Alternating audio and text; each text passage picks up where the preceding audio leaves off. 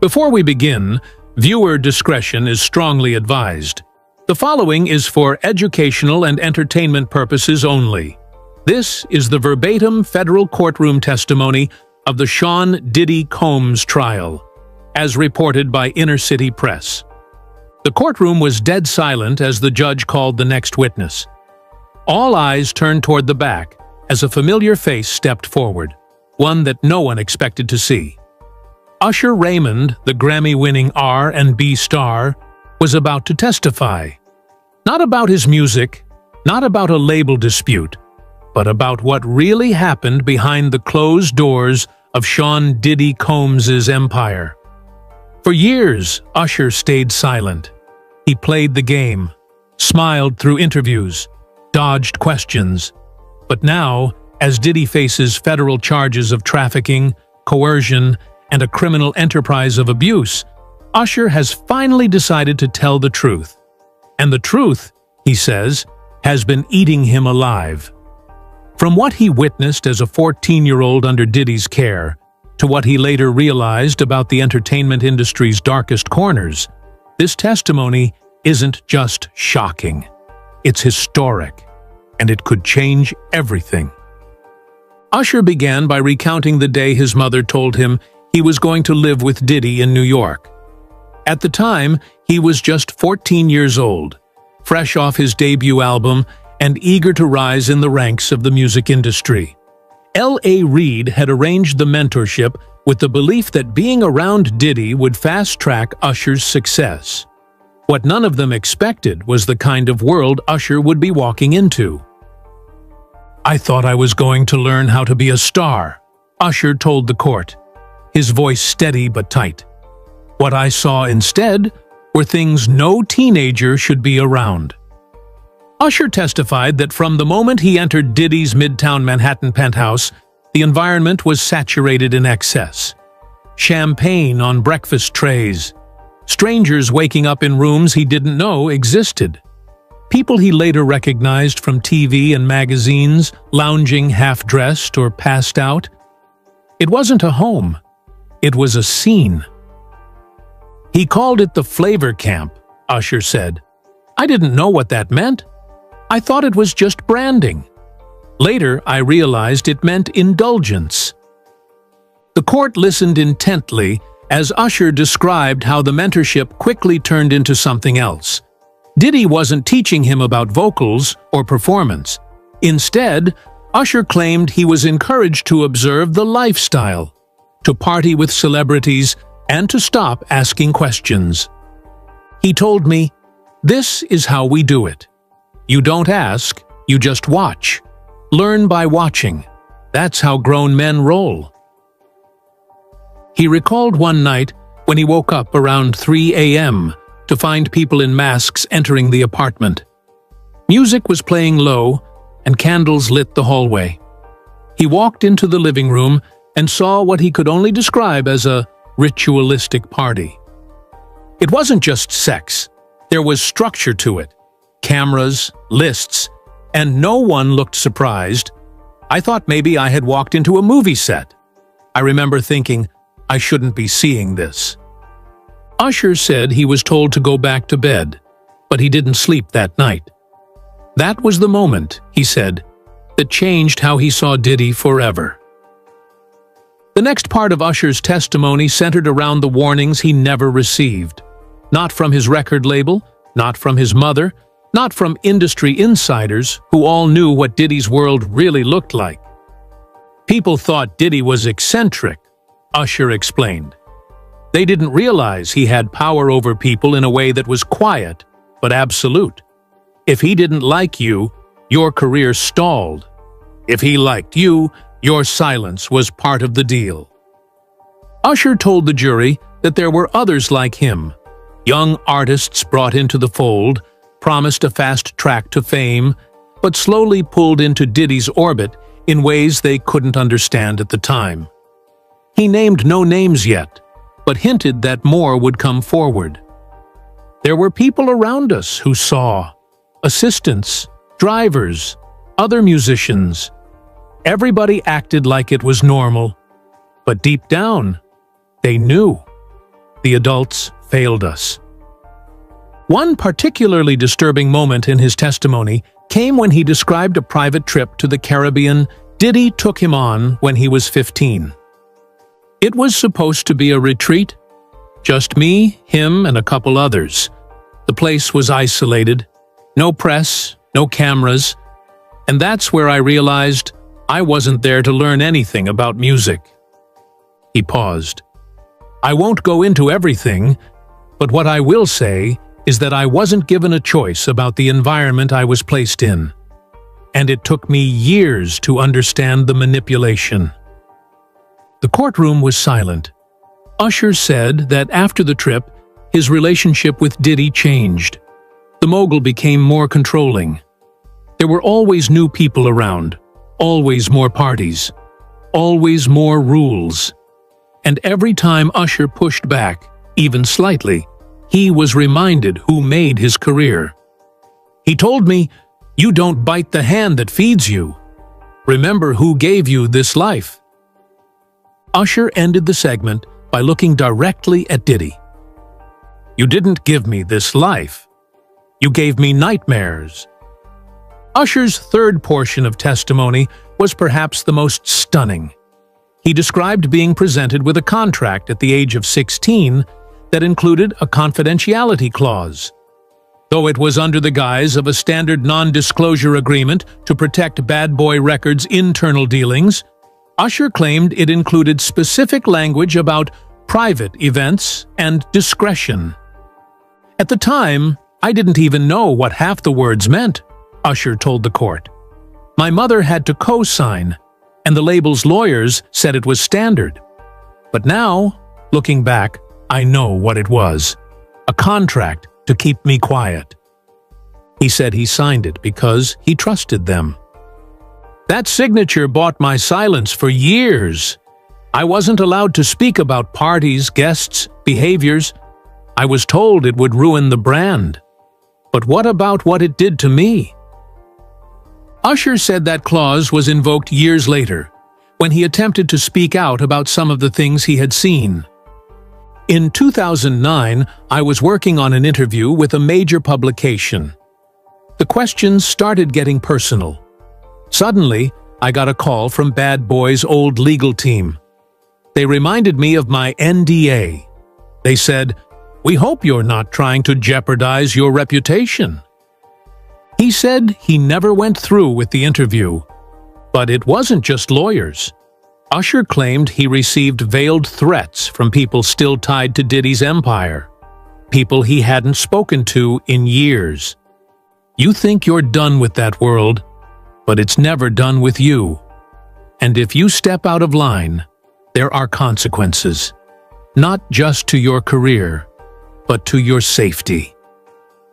The courtroom sat frozen as Usher pulled out a copy of the NDA. The judge allowed it as evidence. It included language about audio-visual documentation and unauthorized reproduction, phrases that now took on a sinister tone in the light of Diddy's alleged freak-off video library. Usher's voice cracked slightly. That document made me feel like I was crazy for years, like everything I saw, everything I felt, wasn't real, because I wasn't allowed to say it out loud. Usher's voice wavered as he described a lesser-known moment from 1996, when he was just 17 years old, and Diddy took him to an exclusive mansion party in Atlanta. It was a pivotal moment that would reshape how he viewed the man he once saw as a mentor. According to Usher, Diddy was in full party host mode, with a house filled with celebrities, models, and mysterious men who didn't seem connected to the music industry at all. Usher said he wasn't expecting what he saw next. The house was lavish. Marble floors, security at every door, a DJ spinning until sunrise. But what stood out wasn't the luxury. It was the secret room. Usher told the courtroom he remembered Diddy whispering to one of the security guards who opened a locked door at the back of the mansion. "You're not ready for that yet," Diddy said to him with a grin. Usher said he peeked in anyway. There were people in masks. That's all I'll say. I didn't know what I was looking at. Then he said something that made everyone in the courtroom shift. I think that night changed me, Usher confessed. I saw things I still can't explain. I don't know if it was legal, but I know it wasn't right. He then held up photocopied pages from a journal. Usher explained he had started writing the journal in 1998, originally to document song lyrics and thoughts. But as the years passed, it became a vault of personal memories and observations from his time around Diddy. In one entry dated March 1999, Usher wrote, "Had dinner with Diddy and 3 execs I didn't know. They kept talking about loyalty. Said loyalty keeps you on tour. Honesty puts you back home." Diddy laughed. Another passage dated October 2000 described a Thursday night where Usher was allegedly invited but declined. Too many secrets, too many masks. Diddy says it's just the culture. I don't agree. Did you ever tell anyone about these entries? The prosecutor asked. Usher shook his head. I was afraid of losing everything. I didn't think anyone would believe me. When asked why he was sharing it now, Usher replied, "Because I've lived with it long enough, and it's time the truth comes out."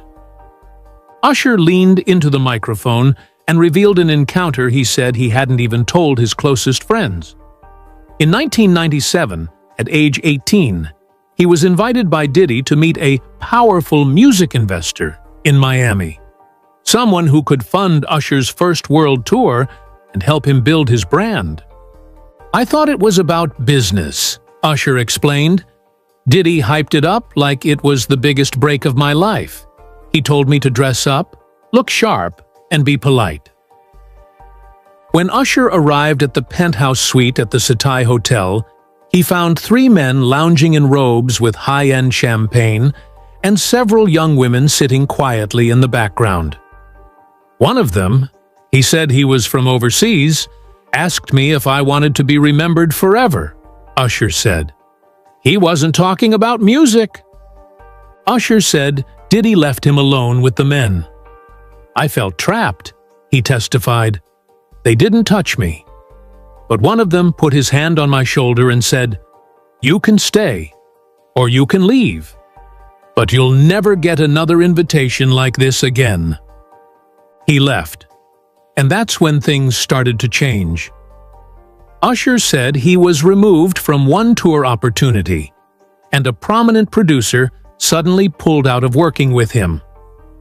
No one ever said it was because I left that suite, Usher explained. But after that night, doors that had always been open suddenly shut. Usher also testified that Diddy showed him a disturbing clip from a handheld camera a few weeks later. He laughed as he played it back. It was of another young artist.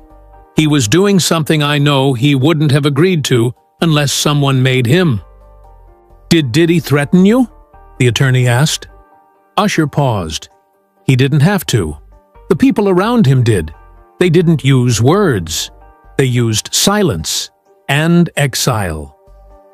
Usher said this was the moment he realized fame was no longer about talent. It was about submission. That's how you stayed famous in Diddy's world. Usher's tone turned personal as the courtroom lights dimmed slightly, with cameras now focused solely on his face.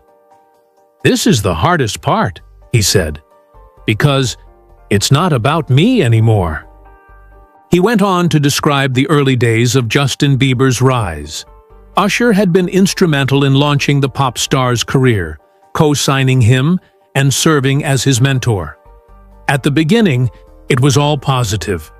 I wanted to be the big brother I never had, Usher said. But then Diddy entered the picture.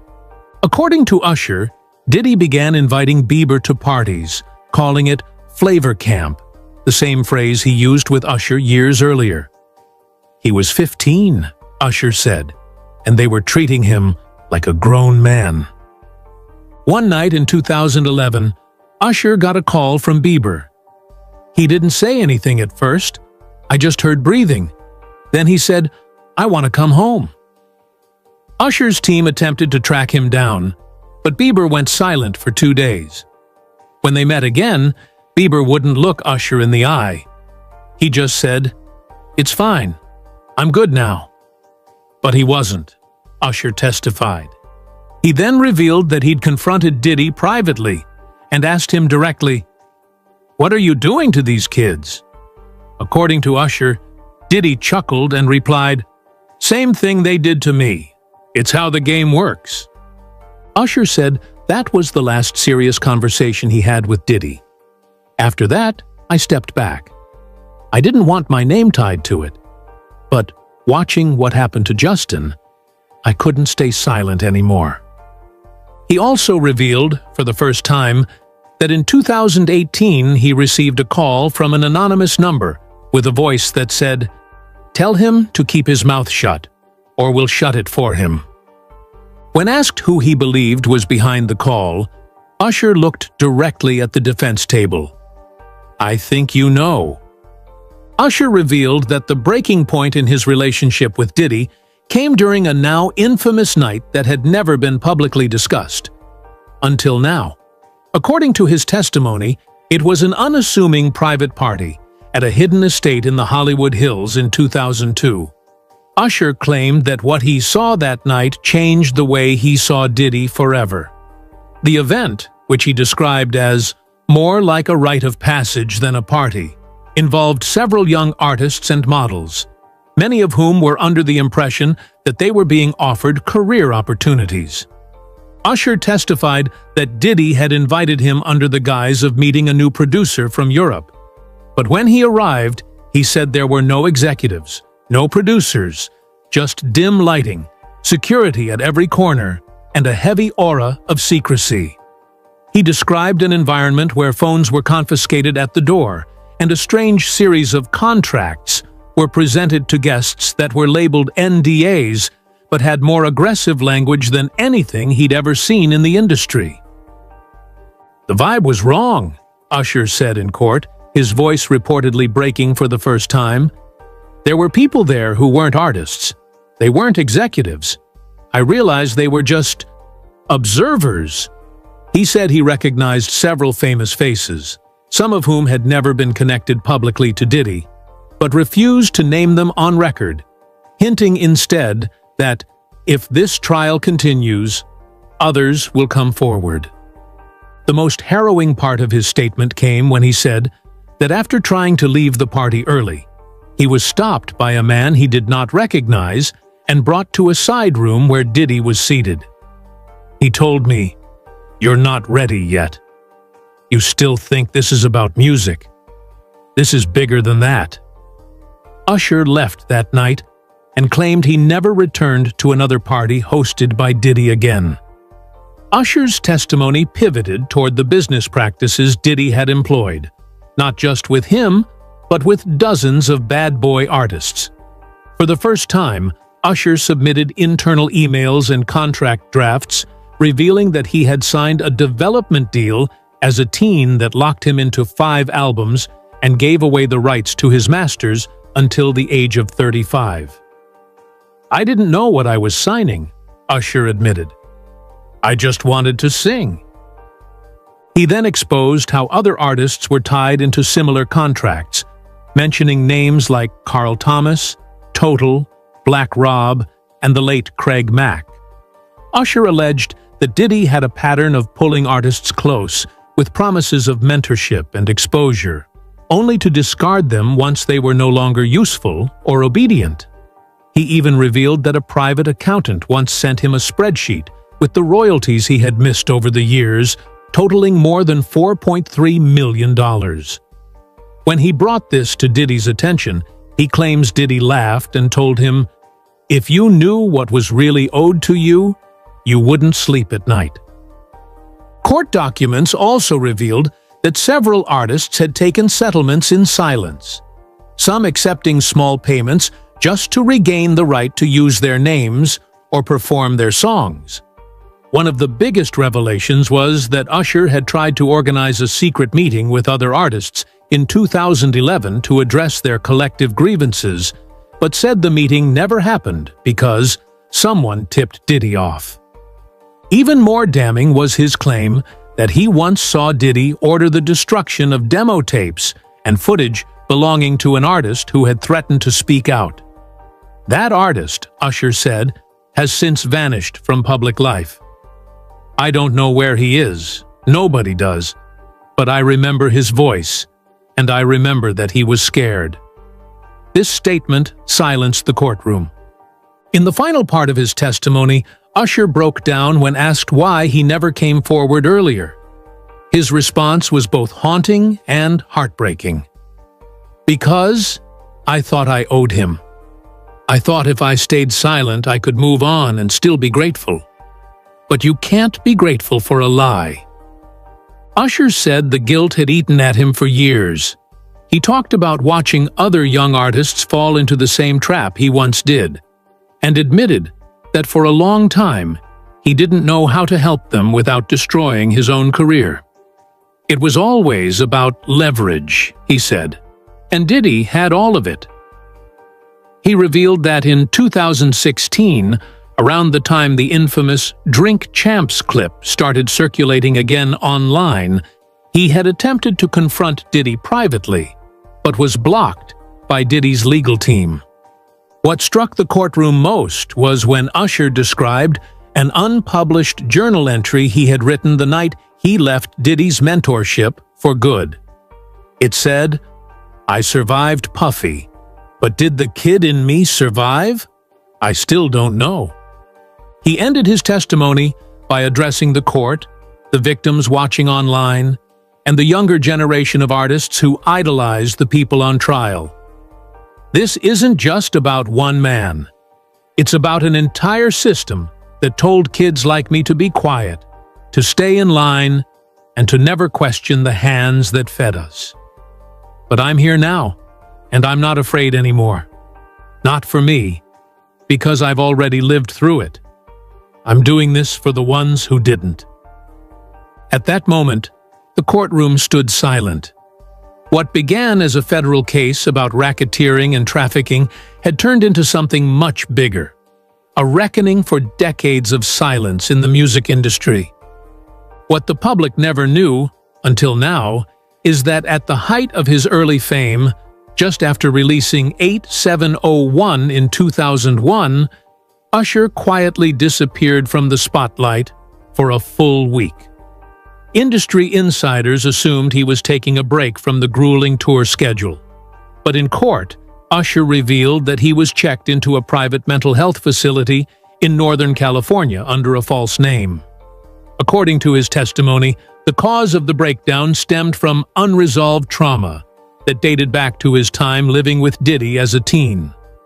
Usher admitted that he had started experiencing panic attacks shortly after turning 20, often triggered by seemingly innocuous things: flashing lights, tight crowds, certain types of music. At first, he didn't understand the connection, but it all came rushing back one night while staying in a hotel in New York, a building that coincidentally used to be the location of one of Diddy's infamous parties. "I walked into the hallway, and I smelled the same brand of candles he used to burn," Usher told the court. "My whole body froze. I started shaking. I couldn't breathe." That night, his team rushed him to the clinic, where he stayed under observation for 5 days. What he shared with the in-house psychiatrist, he told the jury, is something he had never revealed publicly before. "I told him I saw things no kid should see. I lived in a world where power meant silence, and survival meant smiling through it. That house wasn't just a crash pad. It was a place where dreams were sold. But your soul was the price."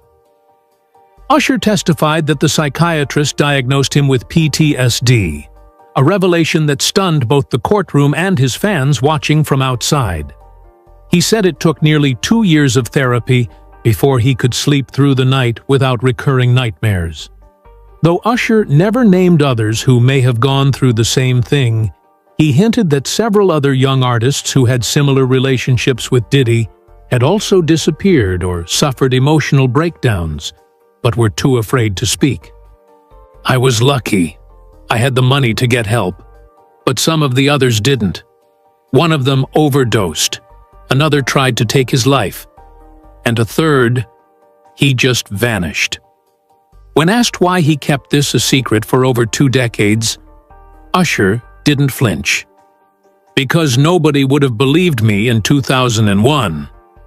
Puffy was untouchable, and I was just the kid with the voice. But now the world is ready to listen." The court went still, not just from the confession, but from the implications it carried. That behind every platinum record, every Grammy speech, and every sold-out show, there may have been a silent war happening inside the mind of a young artist just trying to survive. And now, finally, he was speaking up. Not just for himself, but for every voice that had been drowned out by the music.